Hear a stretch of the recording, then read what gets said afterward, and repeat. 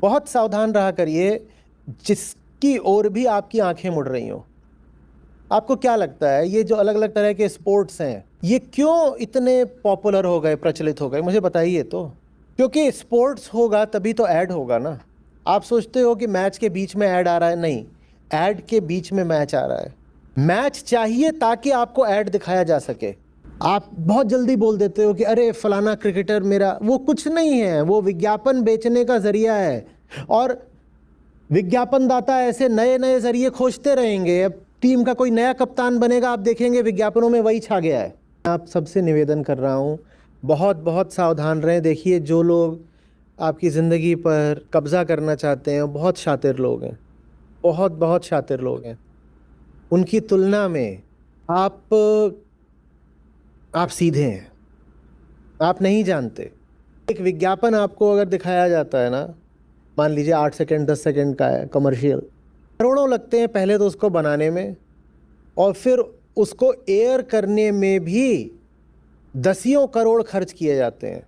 तो सोचो उसके एक एक सेकंड में, एक एक फ्रेम में कितनी चालाकी डाली गई होगी कि वो जो करोड़ों लगाए गए हैं वो वापस मिल जाएं, उस पर आरओआई मिल जाए।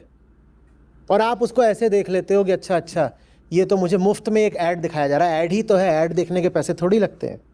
जिसने वो बनाया है वो बहुत शातिर आदमी है। ये अटेंशन इकोनॉमी है। आपकी जेब तक पहुंचा जाता है आपकी इंद्रियों के द्वारा, आपके मन के द्वारा।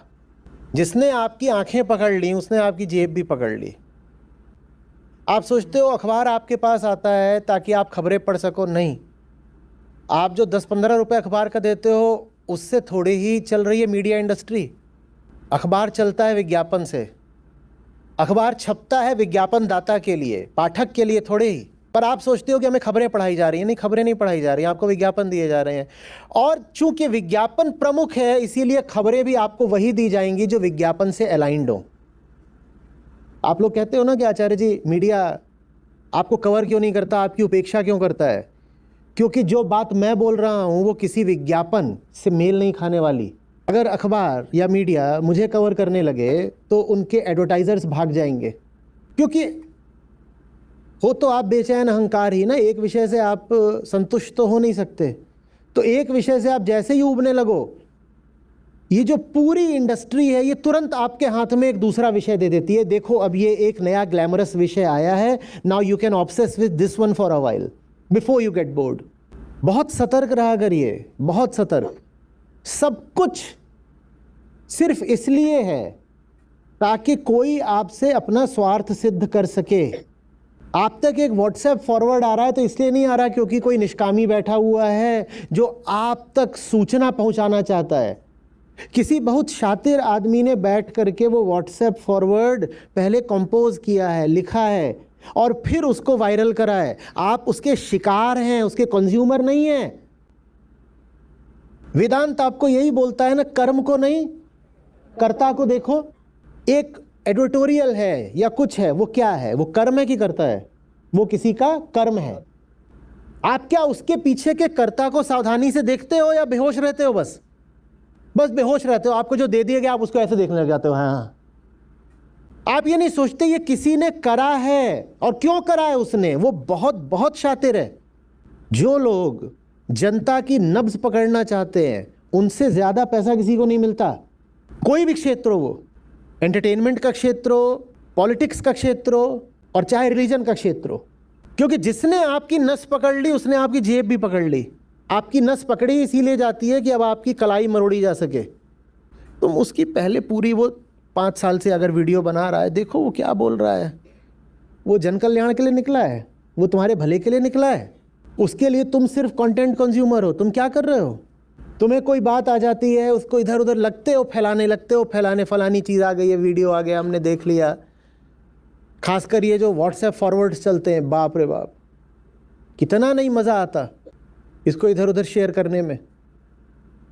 और एक पल को भी नहीं सोचते कि कितना कितना काइया आदमी होगा जिसने ये कंपोज किया है। उनकी प्रतिभा बहुत ज़बरदस्त है। उनका शिल्प देखो, एक एक शब्द चुन चुन कर डाला गया होता है। ऐसे ही नहीं है वो मामला वहाँ। चाहे वो विज्ञापन हो, चाहे बाबा जी की पीआर हो, चाहे नए मोबाइल का होर्डिंग हो, चाहे पॉलिटिकल स्पीच हो, चाहे आपको धार्मिक आधार पर भड़काने वाला कोई व्हाट्सएप फॉरवर्ड हो, वो सब बहुत केयरफुली मेटिकुलसली क्राफ्टेड होते हैं। एक बार उस आदमी की शक्ल पर ध्यान देने की तो कोशिश करो जिसने ये सब बनाया होगा। आपके सामने ज्वेलरी का विज्ञापन आ जाता है, आप कहते हो हाँ अच्छा लग रहा है, कपड़े भी अच्छे लग रहे हैं, उसके गहने भी अच्छे लग रहे हैं, उसकी शक्ल भी अच्छी लग रही है, उसकी क्लीवेज भी अच्छी लग रही है। वहाँ जितना नाप तोल करके सोना रखा गया है उतना ही नाप तोल करके क्लीवेज भी रखी गई है। सब कुछ फाइनली कैलकुलेटेड है। आपका अटेंशन, आपका माइंड स्पेस हथियाने के लिए, खासकर अगर फ्री है कुछ, तब तो पक्का है कि you are the consumed one. विज्ञापन फ्री होते हैं ना, विज्ञापन देखने के पैसे लगते हैं कभी? जो कुछ भी मुफ्त दिया जा रहा है ये पक्का जान लो कि वो तुम्हें खाने के लिए, तुम नहीं खाओगे उसको, वो जो तुम देख रहे हो वो तुम्हें खाएगा। फिर हम अपने बच्चों को भी यही अभ्यास करा देते हैं कि बर्थडे है तो बर्थडे पार्टी होगी बेटा। आप नहीं बताते तो उसको कोई पता भी ना चलता कि बर्थडे का मतलब होता है कि उतने ही छोटे छोटे इकट्ठा करके उनको इकट्ठे नचा दो, उसको तो पता भी ना चले। अभी वो 4 साल का है, आपने वैसे ही छोटे छोटे इकट्ठा करके नचा दिए। फिर वो 14 साल का होगा, वो अपनी पार्टी में जाके अलग नाचेगा, तब आप कहोगे हाय राम हाथ से निकल गया। उसकी शुरुआत किसने कराई थी? अब एक आखिरी बात इस पर बोल रहा हूँ, सबसे बड़ा नशा होता है उत्तेजना। क्योंकि वो बन गया तो लत लगेगी उसकी, बात बात में कहोगे उत्तेजना चाहिए, और नहीं मिलेगी तो छटपटाओगे, जैसे ड्रग एडिक्ट छटपटाते हैं कि जो चाहते हो मिल क्यों नहीं रहा। ऐसे लोगों को देखा है, उन्हें 2-4 दिन भी कुछ एक्साइटिंग ना मिले तो पागल हो जाते हैं।